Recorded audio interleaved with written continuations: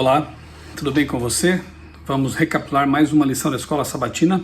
Antes, porém, deixa eu mostrar para você aqui o livreto que eu estou lendo, de Tarso a Roma. É um livro da CPB, tem 112 páginas, um livro pequeno, mas muito instrutivo, muito interessante, fala sobre as principais viagens de Paulo e os lugares pelos quais ele passou.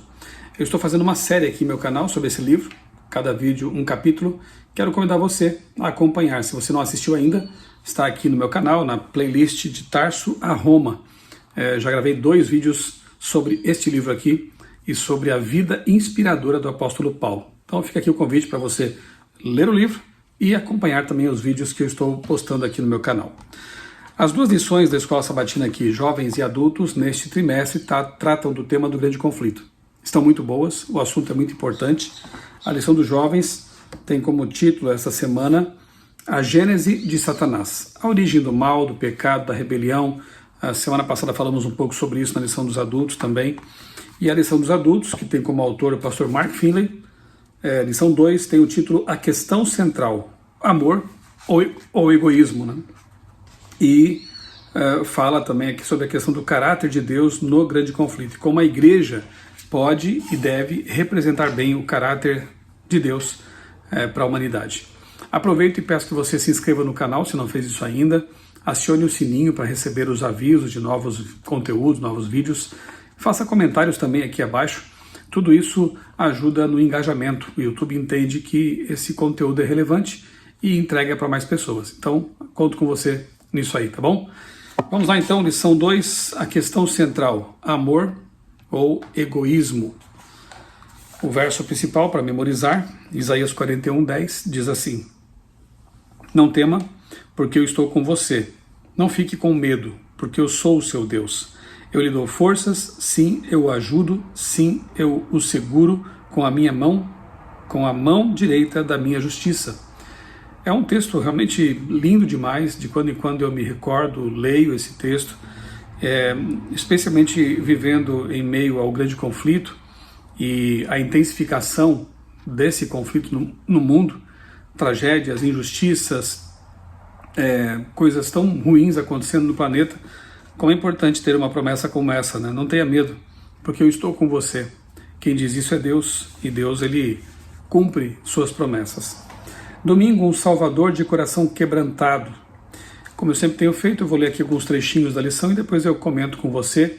Espero que você esteja estudando essa lição. A lição tem o objetivo de nos levar a ter um contato diário com a palavra de Deus, porque aqui sempre tem textos bíblicos para a gente ler, e é importante demais termos esse contato com a palavra. Aproveitar enquanto temos liberdade de fazer isso, alimentar nossa mente, nossos pensamentos, nosso coração com as verdades essenciais da Bíblia Sagrada. É difícil entender a destruição de Jerusalém à luz do amor de Deus. Sim, a lição de domingo fala sobre o ano 70, né, quando Jerusalém, infelizmente e finalmente, foi destruída pelos romanos, pelo Império Romano. E aqui diz que é difícil entender a destruição de Jerusalém à luz do amor de Deus. Milhares de pessoas morreram quando o general Tito liderou seu exército contra a cidade. Jerusalém foi devastada, homens e mulheres, crianças foram mortos.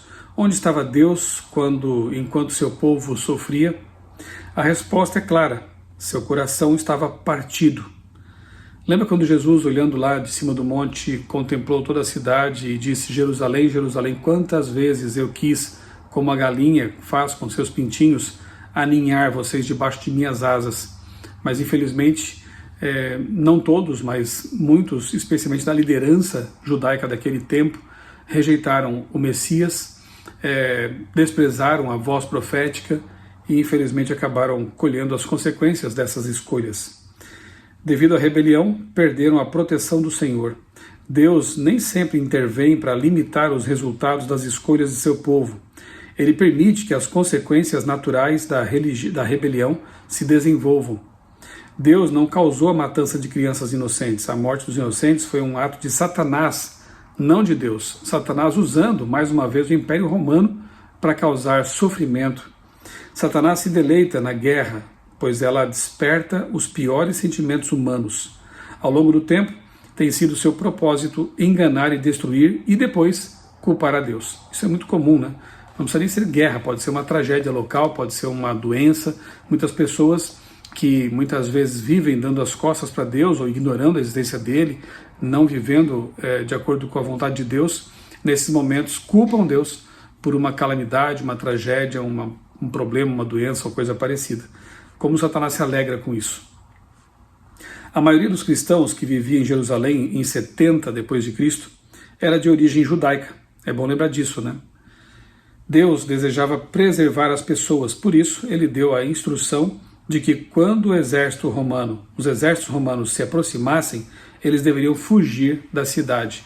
Então aqueles que acreditavam na mensagem de Deus, aqueles que acreditavam nas orientações dadas por Deus, por meio de seus servos, eles atentaram para o sinal.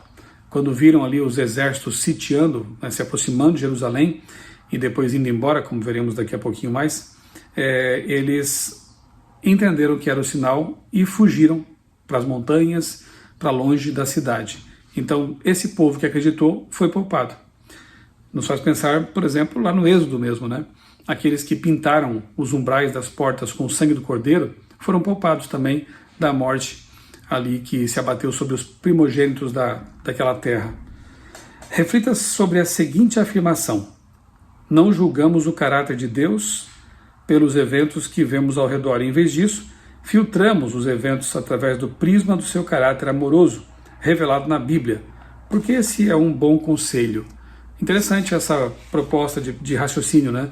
Não julgar o caráter de Deus de acordo com as tragédias, mas sim o contrário, sabendo que Deus é amor, entender que essas tragédias ocorrem por causa do pecado e um dia terão fim, porque Deus vai pôr fim a tudo isso.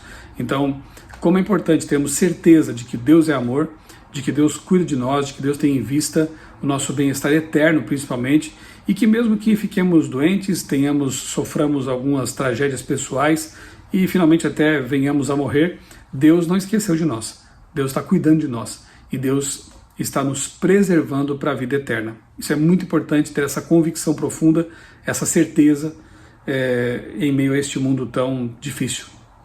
Segunda-feira, cristãos providencialmente preservados, e aí a lição ela continua falando sobre a destruição de Jerusalém, e menciona aqui que quando Ceste, o Galo, esse general romano, cercou a cidade, misteriosamente ele deu as costas, voltou com seus exércitos e, inclusive, exércitos judeus perseguiram os romanos e mataram muitos romanos, o que deixou eles com muito mais raiva, de modo que depois desse evento aqui, 2 anos depois, eles então vieram com Tito, né, chefiando o exército, e destruíram tudo, né?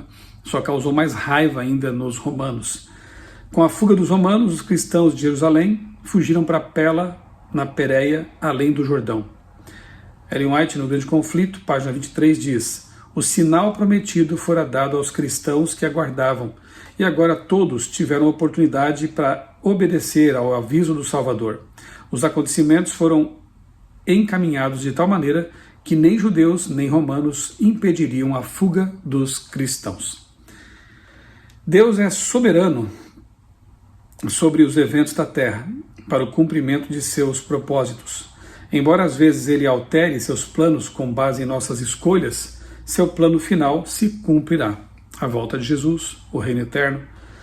Os fiéis enfrentarão dificuldades até a morte pela causa de Cristo. Porém, nos momentos mais difíceis, Deus sustentará e preservará a sua igreja. Como é bom ter essa promessa, não é verdade?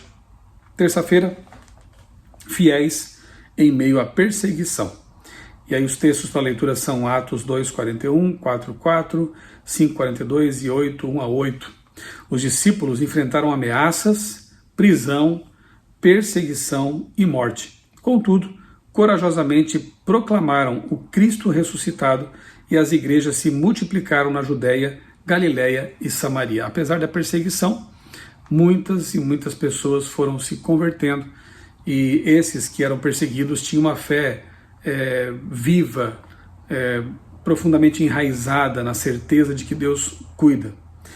Um vislumbre do Senhor ressuscitado mudou a vida dos discípulos. Jesus lhes deu razão para viver. O Senhor não só lhes deu a grande comissão, vão e preguem por todo o mundo, mas também a grande promessa, linda, né? Atos 1:8. Vocês receberão poder ao descer sobre vocês o Espírito Santo e serão minhas testemunhas tanto em Jerusalém como em toda a Judéia e Samaria até os confins da terra. E no finalzinho do livro, né, do Evangelho de Mateus, a promessa de que estarei com vocês todos os dias até a consumação do século, até o fim, né? Embora o último discípulo, João, tivesse morrido no fim do primeiro século, outros pegaram a tocha da verdade e continuaram. Aí vem os pais da igreja, os discípulos dos discípulos, os primeiros cristãos, ali milhares se convertendo, a igreja crescendo, a igreja se fortalecendo. Uma pergunta aqui no fim da lição de terça-feira é bastante pertinente. O que a igreja do fim dos tempos pode aprender com a igreja primitiva? O que você acha? O que a nossa igreja hoje pode aprender com a igreja do primeiro século? Aquela que era perseguida, mas permaneceu fiel, aquela que dedicava todos os seus esforços para pregar o evangelho, aquela que tinha certeza de que Jesus havia ressuscitado, porque muitos o viram redivivo, né, saído da sepultura, e isso lhes dava muita força, porque se Jesus é Deus de fato, ele tem um poder sobre a morte, o que eu vou temer? Vou ter medo da morte, ter medo das doenças, ter medo da perseguição? Nada, mas colocava medo neles. Então eles tinham a certeza de que no céu, no santuário celestial, estava lá um amigo real, alguém em quem eles criam de verdade. E eu creio, entendo que nós, como igreja de Deus hoje, temos que ter essa mesma convicção, não ter medo de nada, avançar, pregar o evangelho e saber que Jesus é real. Jesus está cuidando de sua igreja. Quarta-feira, cuidando da comunidade. Aqui o texto da lição diz assim, que Jesus se importava profundamente com as pessoas e a igreja do Novo Testamento também se importava. Foi esse amor altruísta e o compromisso de satisfazer as necessidades humanas e a pregação das boas novas do Evangelho, no poder do Espírito Santo, que causou tanto impacto no mundo nos primeiros séculos. De fato, né? Era esse cristianismo vivido na prática que mais tocava a vida das pessoas. Eles percebiam que os discípulos se amavam e que amavam o próximo, independentemente de quem fosse esse próximo, e isso realmente mexia profundamente com as pessoas, né? Aliás, Jesus disse, né, que nisto conhecerão que vocês são meus discípulos, se vocês se amarem uns aos outros. Guardar os mandamentos, ser fiel aos princípios da palavra e tudo isso, claro que é importante, é o que se espera de um cristão, mas Jesus disse que nós seremos conhecidos como seus seguidores, seus discípulos, se nós nos amarmos, se nós amarmos o semelhante. Então, o amor é a marca principal de um cristão, deve ser. O grande conflito que assola o universo, no grande conflito que assola o universo, o diabo quer desfigurar a imagem de Deus na humanidade. O propósito do Evangelho é restaurar a imagem de Deus no ser humano. Essa restauração inclui cura física, mental, emocional e espiritual. Em João 10:10, Jesus revelou o seu plano para nós. O ladrão vem somente para roubar, matar e destruir. Eu vim para que tenham vida e a tenham em abundância. Ele anseia que sejamos fisicamente saudáveis, mentalmente ativos, emocionalmente estáveis e espiritualmente íntegros. Você ouviu bem que frase interessante essa? Que diz tudo. Jesus anseia que sejamos fisicamente saudáveis, mentalmente ativos, emocionalmente estáveis e espiritualmente íntegros. E ele nos deu todas as orientações de sua palavra para que fôssemos assim, para que sejamos assim, saudáveis, ativos, estáveis, íntegros. Saúde integral. Nós temos muita orientação sobre isso. Recomendo, por exemplo, o livro Ciência do Bom Viver, de Ellen White, que obra maravilhosa. E uma vez que nós coloquemos em prática todas essas orientações que nós recebemos de Deus, a vida muda completamente. E nos tornamos instrumentos mais poderosos nas mãos de Deus. Nossa mente fica mais clara para discernir a vontade de Deus. Enfim, somos, assim, de fato, servos, obreiros de Deus, ativos em sua causa e abençoados por isso. O cristianismo do Novo Testamento caracterizava-se pelo amor de uns pelos outros e por suas comunidades. Inclusive em Atos 2 é dito que eles tinham tudo em comum, as pessoas vendiam suas posses, né, suas propriedades e colocavam num caixa comum ali para que quem tivesse mais necessidade pudesse usar mais os recursos e assim proporcionalmente todos eram ajudados. Alguns chegam a anacronicamente querer dizer que isso aqui era comunismo de verdade. Não. Aqui as pessoas doavam de maneira voluntária, por amor àquilo que tinham. No comunismo, as pessoas elas têm confiscados os seus bens, suas propriedades privadas, então não tem como fazer comparação, é bem anacrônico. Naquele tempo não existia comunismo, né? Existia amor entre os cristãos, essa é a verdade, um ajudava o outro. E inclusive eu tenho aqui no meu blog outraleitura.com.br um texto sobre esse assunto. Será que os primeiros cristãos eram comunistas? Ou isso é uma tentativa anacrônica de colar neles uma ideologia que não tem nada a ver com o cristianismo? Vou deixar aqui na descrição do vídeo o link para esse texto. Você pode ler então quando tiver um tempinho aí, tá bom? Quinta-feira, um legado de amor. João 13:35, 1 João 4:21. E aqui a lição menciona duas pestes que mataram muitas pessoas naquele tempo. A peste Antonina, lá para 160 depois de Cristo, e a peste Cipriano, em 260 depois de Cristo. E a lição diz que milhares e milhares de cristãos se tornaram, na verdade, enfermeiros naquele tempo. E morreram, muitos deles, servindo o semelhante, cuidando dos doentes, amparando aqueles que estavam necessitados, né? O ministério altruísta dos cristãos causou enorme impacto. Então é importante que a igreja, embora a preocupação maior dela seja realmente a pregação do Evangelho, seja a volta de Jesus, não se esqueça de sua missão enquanto aguarda a volta de Jesus. Eu louvo a Deus pela existência de agências como a ADRA, Agência Adventista de Desenvolvimento e Recursos Assistenciais. Quando há uma tragédia, alguma situação de emergência, ela está lá. Há pessoas ali que amam o próximo e estão dispostas ali a ajudar nesses momentos. Louvo a Deus pela ASA, Assistência Social Adventista. Louvo a Deus por aqueles que doam sistematicamente sangue, né, nos centros de coletas de sangue, aí, projeto Vida por Vidas.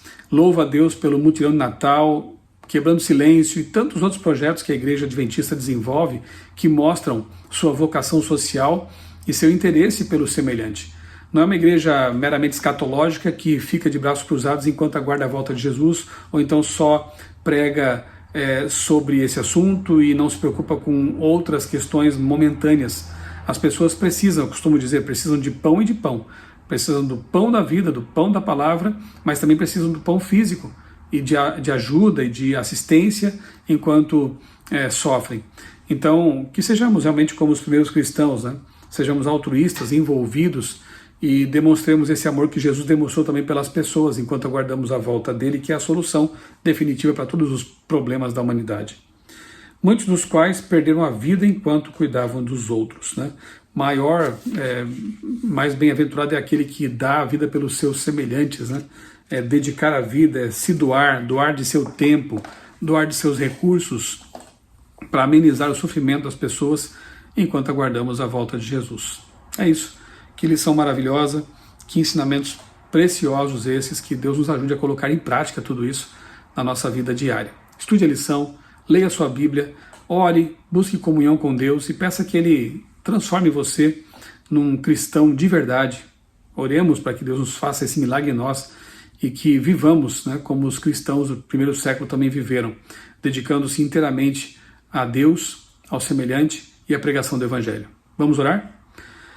Bondoso Deus, querido Pai, obrigado, Senhor, por mais essa lição, por mais esses ensinamentos. Ajuda-nos a ser como os primeiros cristãos, ajuda-nos a ser cristãos de verdade, amar o semelhante, amar-te acima de tudo e colocar em prática em nossa vida os ensinamentos que temos em Tua Palavra.